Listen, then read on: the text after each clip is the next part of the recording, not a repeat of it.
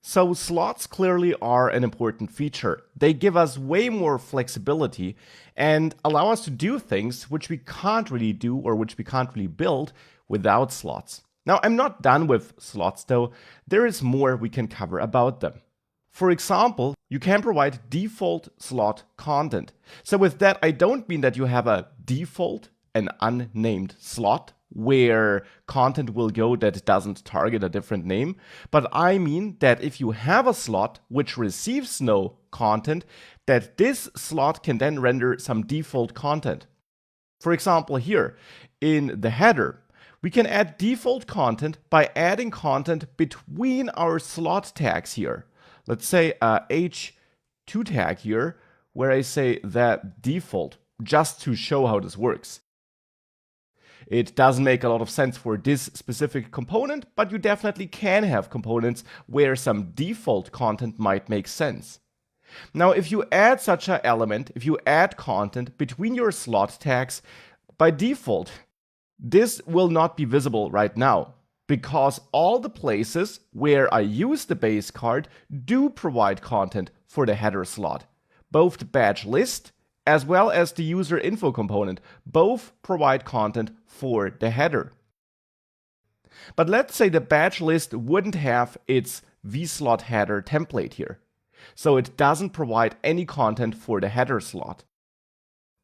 If you remove that, you see now the default in that component, because now the slot fallback content, the default content of that slot, is being shown. And that, of course, can be useful for certain components.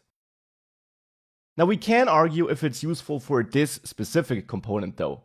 Why should a card, which should just act as a wrapper that gives us some visual styling, why should that have a default title? After all, you don't know what the content that will be passed into the card will be about. So rendering some default title probably doesn't make a lot of sense. I'll still leave it here for reference, but of course it is just an example. But you can, in such cases where you don't know if you really need that slot element here, you can also use another nice feature. If we wouldn't render this default fallback content, our badge list card doesn't have any title. But if we inspect the HTML markup, we of course see it has an empty header element.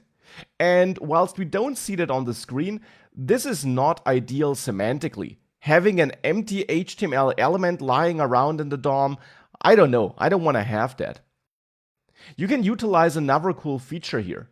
In the component where you define slots, you get a special property provided by Vue. We can see it if I add the mounted lifecycle here. Let's then console log this $slots. $slots is another built-in property provided by Vue, and it holds information about the slot data this component receives for its different slots. So if I save that, open the developer tool and there the JavaScript console and reload, we see two console logs here. Why do we see two? Because we're using our component that has slots twice. We're using it in user info and we're using it in badge list.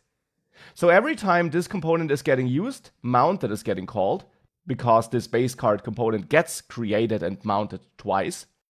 Obviously, since we use it twice, and therefore we get this console log twice. Now, the interesting thing is, in those objects, we have access to the different slots we're providing. So we can actually access .header here because we have a slot named header here. We could also access .default because we have a default slot. Now, if I access .header, we'll see something interesting. If I reload again, we also see two outputs in the end, this one, and we see two outputs for the same reason as explained before. But the interesting thing is that we see this strange output here once, but that we see undefined the other time. Now, undefined here is coming from the usage of this base card component in the badge list component. There, we're not providing content for the header slot, And therefore, in base card component, when I try to access this provided content, so to say, I get undefined when this base card component gets created for the badge list. And now that's something we can utilize here. On this header element, we could add vIf and check if slots header is truthy. So if it's undefined, it will be falsy, and therefore this header element will not be rendered. So if I now save that and reload, we get the same log. But if I inspect this badge list component, you now see the header is gone.